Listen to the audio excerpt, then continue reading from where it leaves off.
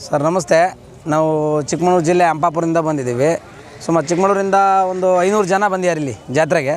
ಸುಮಾರು ಒಂದು 50 ಜೊತೆ ಓರಿ ತಾಂಡಿದ್ದಾರೆ. ನಮ್ಮಲ್ಲೆಲ್ಲ ರೇಸ್ ತಗೊಳ್ಳೋದು, ಯಾಕೆಂದರೆ ನಮಗೆ ಬ್ಯೂಟಿನೂ ಇರಬೇಕು, ರೇಸಿಗೆ ಓಡಬೇಕು. ಸುಮಾರು ಒಂದು 40 ಜೊತೆ ಕರುಗಳು ತಗೊಂಡಾಗಿದೆ ಈಗ ಆಲ್ರೆಡಿ, ಎಲ್ಲ ಒಳ್ಳೊಳ್ಳೆ ಸ್ಪೀಡ್ ಇರೋಂಥ ಕರುಗಳನ್ನು.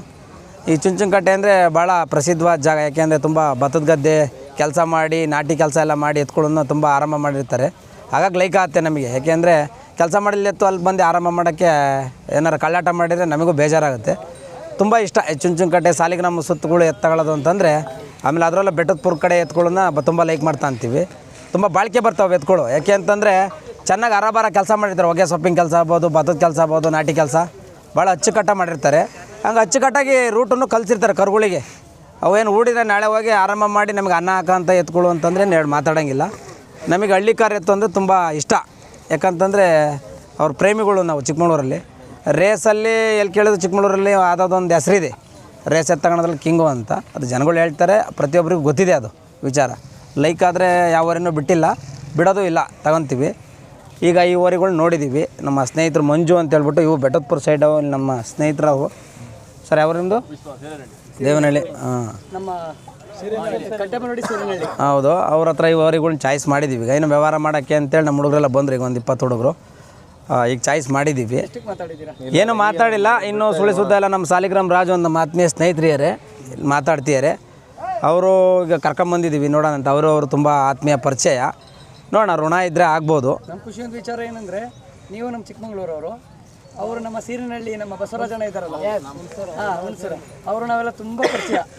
ಹೌದು, ಅಂದರೆ ಸುಮಾರು 10 ವರ್ಷಗಳು ಹಿಂದೆ ನೋಡಿದ್ವಿ ಈ ಥರ ಇಷ್ಟು ದನ ಸೇರೋದನ್ನ. ತುಂಬ ಖುಷಿ ಆಯಿತು ಈ ಜಾತ್ರೆ ನೋಡಿ. ಬಟ್ ಬಂದಿರೋರು ಮಾರ್ತಾರೋ ಇಲ್ವೋ ಗೊತ್ತಿಲ್ಲ, ಬಂದಿರೋರು ತಗೊಂತಾರೋ ಇಲ್ವೋ ಗೊತ್ತಿಲ್ಲ. ತುಂಬ ಹಲವಾರು ವರ್ಷದಿಂದ ಇಂಥ ಜಾತ್ರೆ, ರಶ್ ಜಾತ್ರೆ ನೋಡಿದ್ದು. ಆಮೇಲೆ ಯೂತ್ಸು ಹುಡುಗರು ಒಳ್ಳೆ ಓರಿಗಳು ಕಟ್ಟಿದ್ದಾರೆ, ಒಳ್ಳೆ ಉತ್ಸಾಹ ತಂದ್ಕೊಂಡು ಮಾಡಿದ್ದಾರೆ. ಯಾಕೆ ಬಂದಿದೆ ಅಂತಂದರೆ, ಇವತ್ತು ಅವ್ರ ಅಜ್ಜಗಳೆಲ್ಲ ಎತ್ಕಟ್ಟಾರೆ. ಬಟ್ ಮಕ್ಕಳು ಬಿಟ್ಟಿದ್ರು, ಮೊಮ್ಮಕ್ಕಳು ಸ್ಟಾರ್ಟ್ ಮಾಡಿದ್ದಾರೆ ಈಗ ಜಾಸ್ತಿ ರೇಂಜಲ್ಲಿ. ಇನ್ನೂ ಯಥೇಚ್ಛವಾಗಿ ಅವ್ರಿಗೆ ದೇವರು ಆರೋಗ್ಯ ಆಯಸ್ ಕೊಟ್ಟು ಬಸವಣ್ಣನ ಇನ್ನೂ ಜಾತ್ರೆ. ಇದು ಮೈಸೂರಳ್ಳಿಗೆ ಟಾಪಾದ ಜಾತ್ರೆ. ಚುಂಚನಕಟ್ಟೆ ಅಂದರೆ ಕರ್ನಾಟಕಕ್ಕೆ ನಂಬರ್ 1 ದೊಡ್ಡ ಜಾತ್ರೆ ಅಂದರೆ ಇದೇ ಜಾತ್ರೆ. ಇಲ್ಲಿ ತಾಂಡೋಗಿದ್ದು ಎತ್ತುಗಳು ಬಾಳಿಕೆ ಬಂದವೆ, ಇಲ್ಲಿ ತಾಂಡಿರೋ ಎತ್ತುಗಳು ಮೆರೆದಿದ್ದಾವೆ, ಸಾವಿರಾರು ಎತ್ತುಗಳು ಮೆರೆದಿದ್ದಾವೆ. ಹಾಗಾಗಿ ರೈತರುಗಳಿಗೆ ಯಾವುದೇ ಬಸವಣ್ಣಗೂ ಇಲ್ಲಿ ಯಾವುದೇ ತೊಂದರೆ ಆಗ್ದಂಗೆ ಪರಮಾತ್ಮ ರಾಮ ದೇವಸ್ಥಾನ, ಭತ್ತದ ನಾಡು ಕೃಷ್ಣರಾಜನಗರದಲ್ಲಿ ತುಂಬ ಅದ್ಭುತವಾಗಿ ನಡೀತಿದೆ. ನೀರಿನ ವ್ಯವಸ್ಥೆ ತುಂಬ ಚೆನ್ನಾಗಿ ಮಾಡಿದ್ದಾರೆ.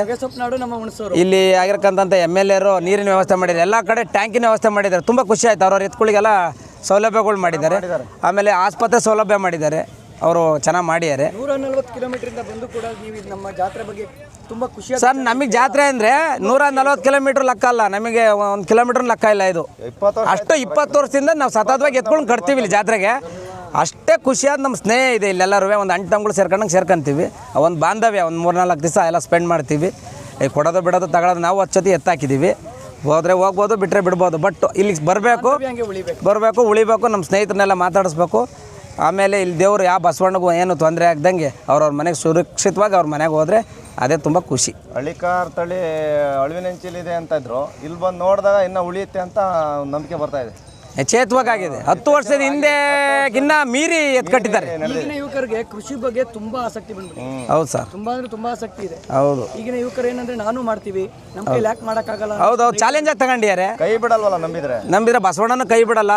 ಅದನ್ನು ಪ್ರೀತಿಸ್ಬೇಕು, ಗೌರವಿಸ್ಬೇಕು. ಅದು ಅವಾಗ ಒಲಿಯುತ್ತೆ. ಅವ್ರ ಮನೆಗೂ ಒಳ್ಳೇದು ಹಾಗೇ ಆಗುತ್ತೆ. ಜೈ ಹಳ್ಳಿಕ. ಜೈ ಹಳ್ಳಿಕ.